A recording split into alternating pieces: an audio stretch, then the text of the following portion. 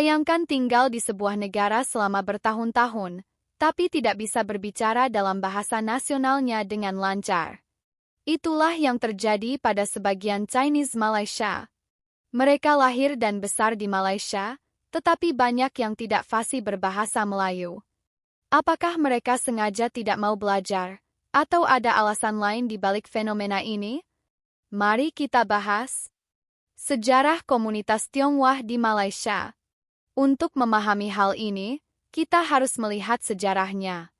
Chinese Malaysia merupakan keturunan imigran dari Tiongkok yang datang sejak abad ke-15. Tetapi jumlah mereka meningkat pesat pada abad ke-19 saat kolonial Inggris membawa mereka untuk bekerja di pertambangan dan perkebunan. Karena hidup dalam komunitas sendiri, mereka lebih sering menggunakan bahasa Mandarin, Kanton, atau Hokkien, sedangkan bahasa Melayu hanya digunakan saat berinteraksi dengan orang luar. Sistem pendidikan yang terpisah. Selain faktor sejarah, sistem pendidikan di Malaysia juga menjadi penyebab utama. Di Malaysia, ada 3 jenis sekolah dasar. Sekolah nasional yang menggunakan bahasa Melayu, sekolah jenis kebangsaan Cina atau SJKC yang menggunakan bahasa Mandarin, dan sekolah jenis kebangsaan Tamil atau SJKT yang menggunakan bahasa Tamil. Sebagian besar Chinese Malaysia bersekolah di SJKC, di mana mata pelajaran utama diajarkan dalam bahasa Mandarin, sementara bahasa Melayu hanya menjadi mata pelajaran tambahan. Akibatnya, banyak siswa hanya memiliki pemahaman dasar dalam bahasa Melayu tetapi tidak terbiasa menggunakannya dalam kehidupan sehari-hari. Lingkungan dan kebiasaan. Lingkungan juga berperan penting. Di kota-kota besar seperti Kuala Lumpur, Penang, dan Johor Bahru, banyak komunitas Chinese Malaysia yang lebih sering menggunakan bahasa Mandarin atau Inggris dalam kehidupan sehari-hari. Di sektor bisnis dan perdagangan, bahasa Inggris dan Mandarin juga lebih dominan dibandingkan bahasa Melayu.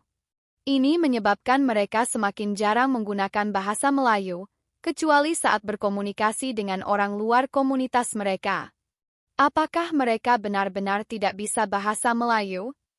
Namun, bukan berarti semua Chinese Malaysia tidak bisa berbahasa Melayu.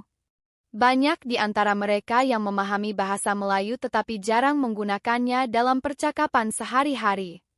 Generasi muda yang bersekolah di sekolah nasional atau memiliki interaksi lebih luas dengan masyarakat multietnis biasanya lebih fasih dalam bahasa Melayu dibanding generasi sebelumnya.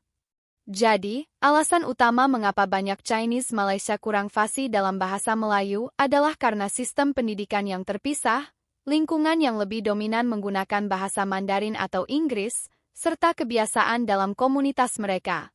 Seiring berjalannya waktu, tren ini mulai berubah, terutama dengan semakin banyaknya generasi muda yang lebih fasih dalam bahasa Melayu.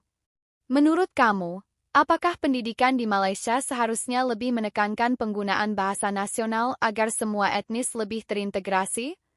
Tuliskan pendapatmu di kolom komentar. Jangan lupa tekan tombol suka, berlangganan, dan nyalakan lonceng notifikasi agar kamu tidak ketinggalan video menarik lainnya.